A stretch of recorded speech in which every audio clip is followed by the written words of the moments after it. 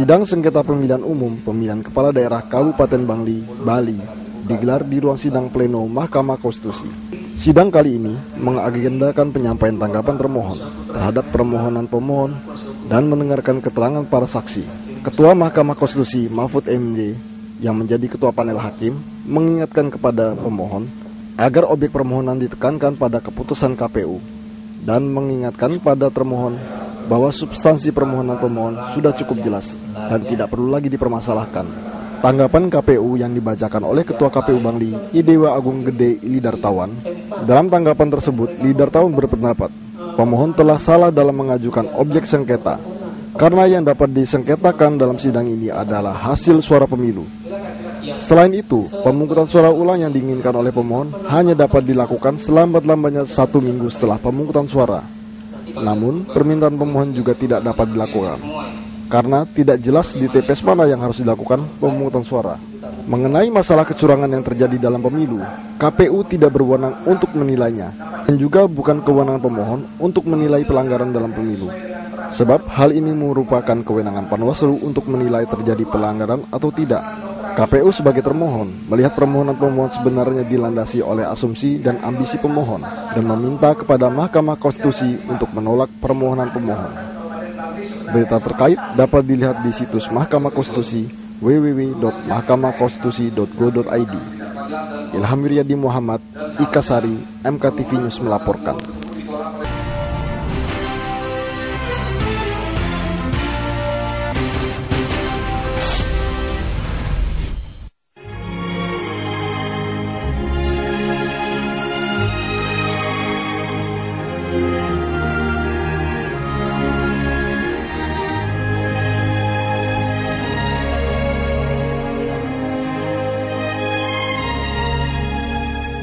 Shalom pemirsa TVRI dimanapun Anda berada, senang sekali kami dapat menjumpai Anda kembali dalam acara Mimbar Agama Kristen. Masih dalam rangka hari ulang tahun PGI yang ke-60, maka kali ini perbincangan kita masih seputar bagaimana semangat oikumene, dan tema yang kita angkat dalam perbincangan kita adalah supaya mereka menjadi satu. Tema ini bagian dari doa Tuhan Yesus dan ini menjadi dasar bagi berdirinya Persekutuan Gereja-Gereja di Indonesia. Dan untuk itu telah hadir bersama dengan kami narasumber kita. Beliau adalah Pendeta Dr. Henriette Huta Barat Lebang. Beliau adalah Ketua Persekutuan Gereja-Gereja di Indonesia. Shalom. Berkaitan dengan tema kita mengangkat bagian dari doa Tuhan Yesus supaya mereka menjadi satu. Dan ini menjadi dasar dan semangat oikumene, gerakan oikumene, dan menjadi dasar bagi pembentukan persekutuan gereja-gereja di Indonesia. Mungkin bisa Ibu ceritakan bagaimana awal sejarah berdirinya persekutuan gereja-gereja di Indonesia, Ibu. Terima kasih Bu Jenny, dan selamat siang para pemirsa di rumah. Selamat bertemu lewat forum ini.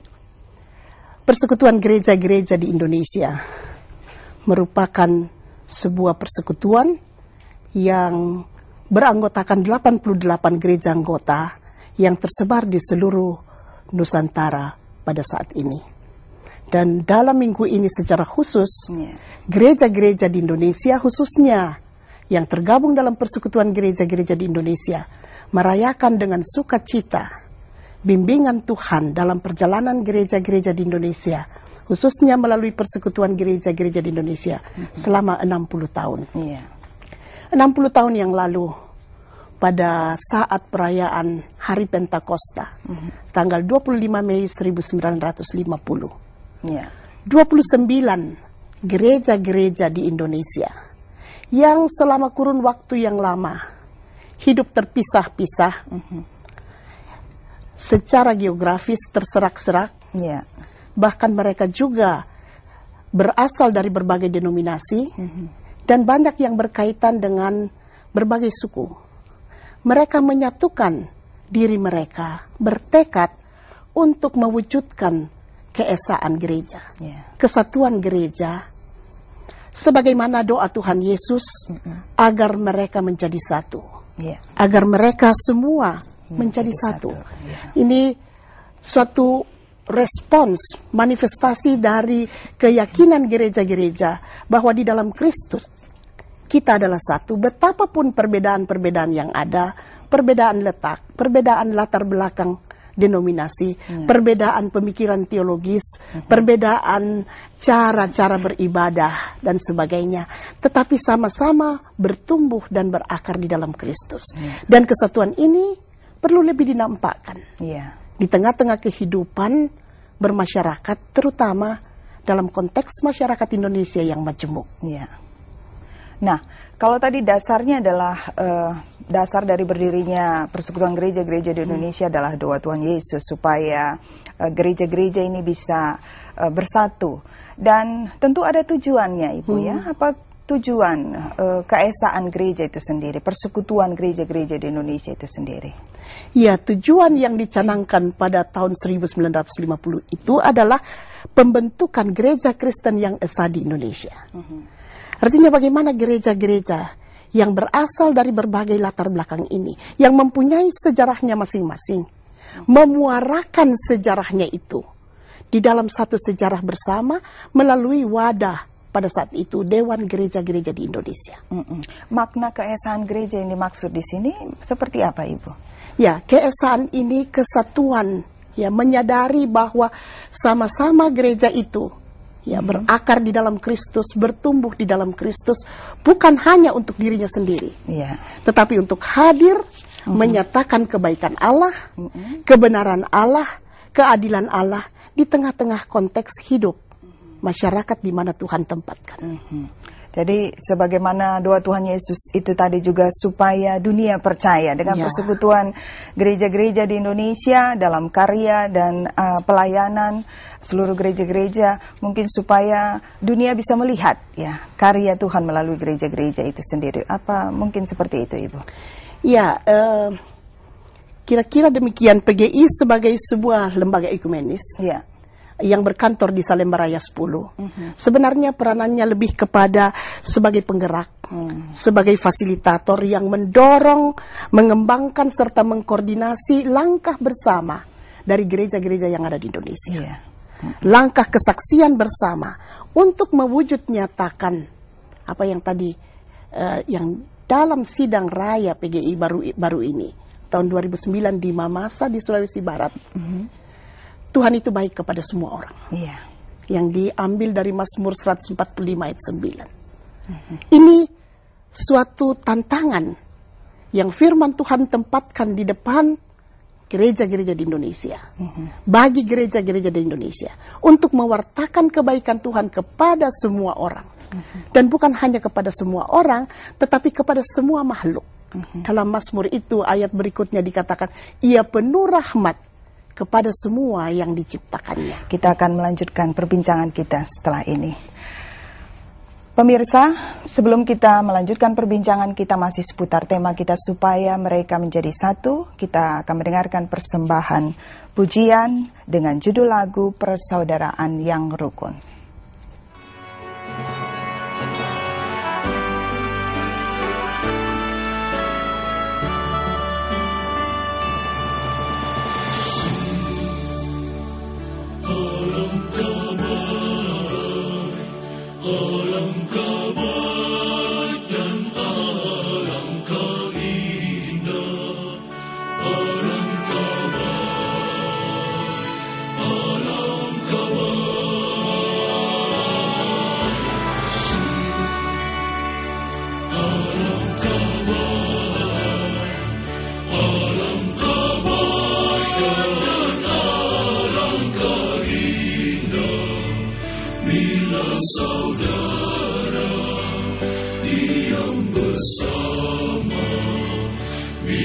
Sesama saudara hidup rukun, diam bersama dengan rukun. Alangkah indah hidup rukun,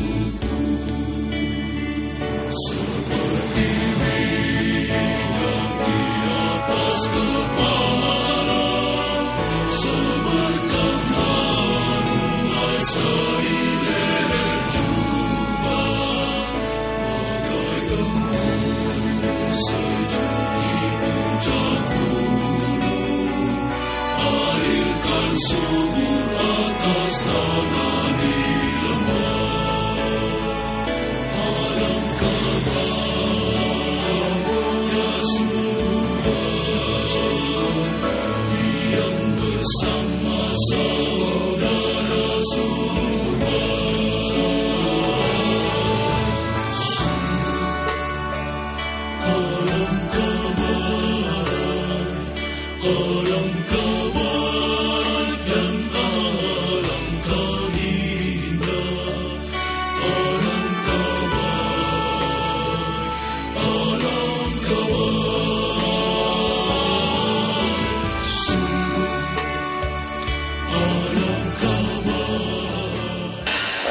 toleransi, termasuk selama ini dipelopori oleh PGI, itu harus terus kita kembangkan.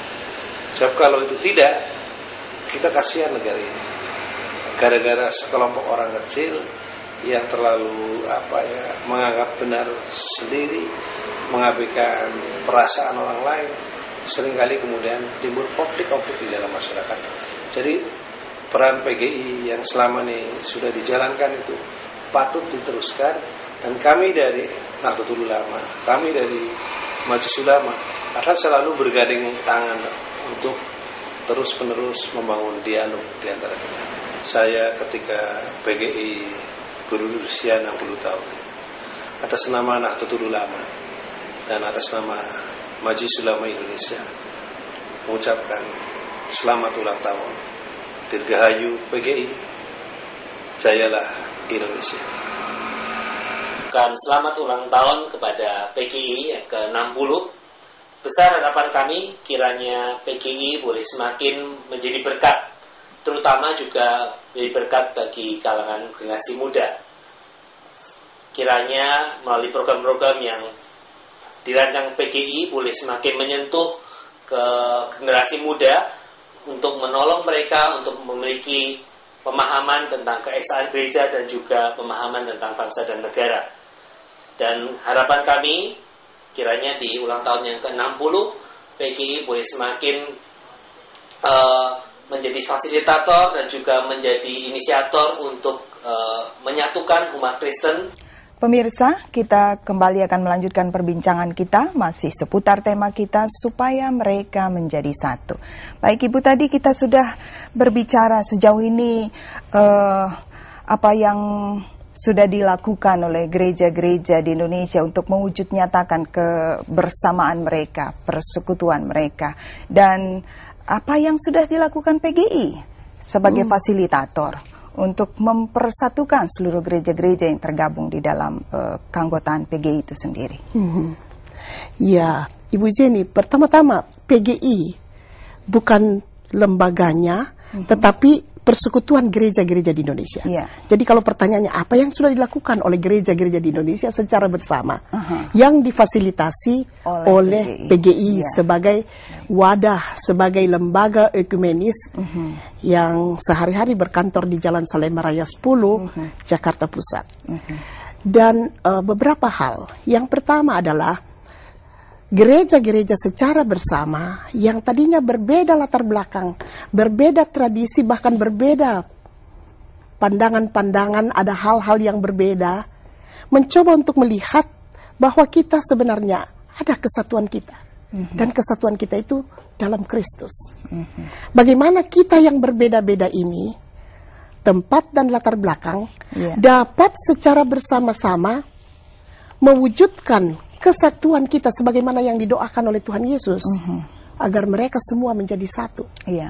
Jadi ada hal-hal yang dimufakati, walaupun secara organisatoris gereja itu, keunikan gereja-gereja itu diakui, bahkan juga tradisinya yang berbeda diakui. Tetapi ada beberapa hal yang sudah diakui secara bersama. Misalnya keanggotaan. Anggota dari satu gereja kalau dia berpindah tempat karena tugasnya, misalnya ke Papua, padahal gereja anggotanya ada di tempat lain, ya mereka menjadi anggota gereja PGI yang ada di Papua misalnya, ya, atau bertukar dalam berbagai pelayanan, mengakui pelayanan yang berbeda-beda, ya, dalam lingkup gereja.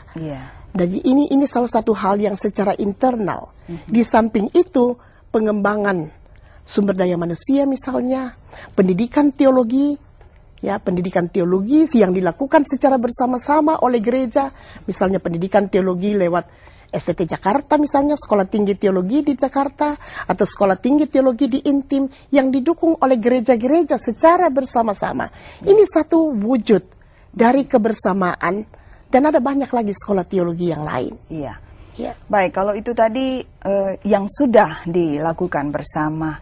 Nah, tentu di dalam mewujud nyatakan kebersamaan itu ada tantangan, ya Ibu ya. Kira-kira apa tantangan-tantangan yang selama ini dihadapi gereja-gereja dalam mewujud nyatakan persekutuan itu? Ya, tantangan, memang tantangan ada. pluralitas itu selalu merupakan berkat, tapi pada saat yang sama juga dapat menjadi tantangan kalau tidak dikelola secara positif. Dan perbedaan-perbedaan itu dilihat sebagai kekayaan yang Tuhan berikan bagi gereja-gereja. Sama seperti pluralitas yang ada dalam masyarakat ini. Kita dalam mata iman kita melihatnya sebagai anugerah Allah yang Tuhan berikan untuk saling memperkaya. Nah, tantangan itu sebenarnya bisa dikelola secara positif kalau gereja-gereja belajar untuk saling menerima, saling mengakui, saling menghargai, mengakui perbedaan yang ada, dan menghargai tradisi yang berbeda. Bahkan mungkin bisa belajar dari berbagai tradisi yang berbeda itu. Ya, dalam lingkup gerakan ekumene yang lebih luas, di mana tidak hanya gereja-gereja yang anggota PGI, tapi dalam lingkup global misalnya, dalam lingkup sedunia, ada denominasi-denominasi lain yang tidak terlalu menonjol di Indonesia.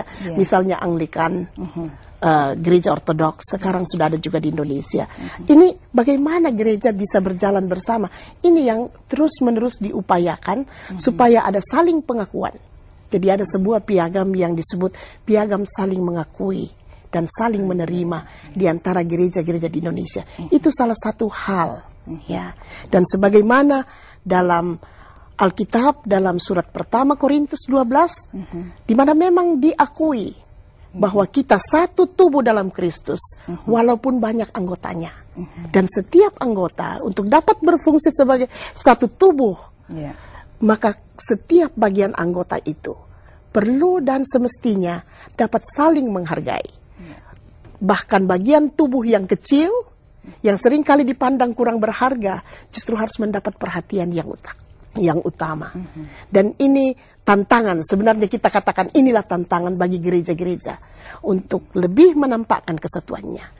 Ya, seringkali kita menekankan perbedaan, tetapi seringkali itu membuat kita menghadapi jalan buntu. Tapi kalau kita kembali kepada kesatuan yang ada di dalam Kristus, ini akan membuat kita menjadi sadar bahwa betapa kayanya rahmat Tuhan yang telah diterima oleh gereja-gereja di Indonesia. Dan oleh karena itu juga, gereja-gereja di Indonesia, lewat Persekutuan Gereja di Indonesia, setiap 5 tahun membuat komitmennya. Ya, melalui program-program yang memperlihatkan bagaimana gereja di Indonesia memaknai kehadirannya dalam masyarakat majemuk Indonesia. Setiap tahun ada dokumen yang disebut pokok-pokok tugas panggilan bersama gereja-gereja di Indonesia. Sebagai respons iman dari gereja-gereja di Indonesia terhadap masalah-masalah yang kita lihat sebagai masalah bersama dalam negara ini. Misalnya masalah kemiskinan, masalah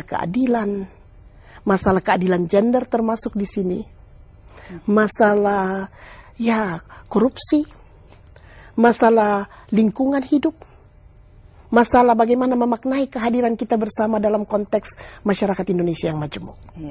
Ini hal-hal yang juga bukan hanya dilakukan demikian saja, tapi bagian dari wujud iman. Ini diakui sebagai wujud iman warga jemaat, orang percaya kepada Kristus. Kesatuan ini adalah kesatuan yang nampak, bukan hanya dalam gereja, tetapi diharapkan bahwa kesatuan ini juga merembes, menyirami dan memberikan kesegaran dan kesejukan bagi kehidupan berbangsa dan bernegara di tanah air yang kita cintai ini. Pemirsa, kembali kita akan melanjutkan perbincangan kita, namun sebelumnya kita akan mendengarkan persembahan pujian dengan judul lagu Bahana Nama Tuhan.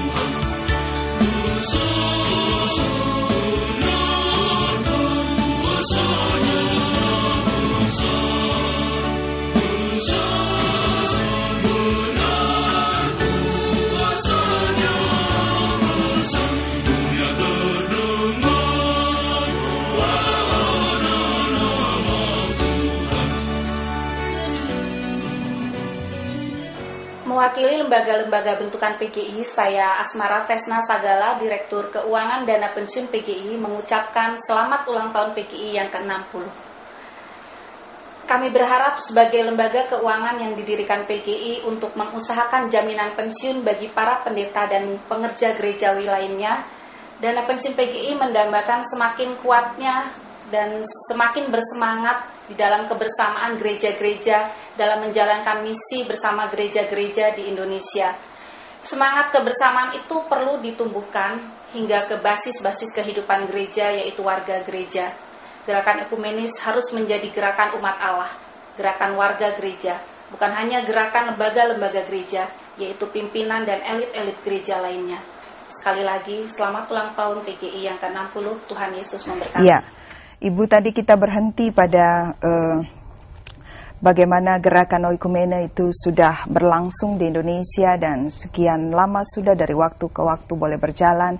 Dan sebagai pendeta gereja Toraja yang juga tidak hanya di tingkat nasional tapi juga ikut ambil bagian dalam gerakan oikumene di tingkat internasional. Ibu termasuk Sekjen Dewan Gereja Asia, ya.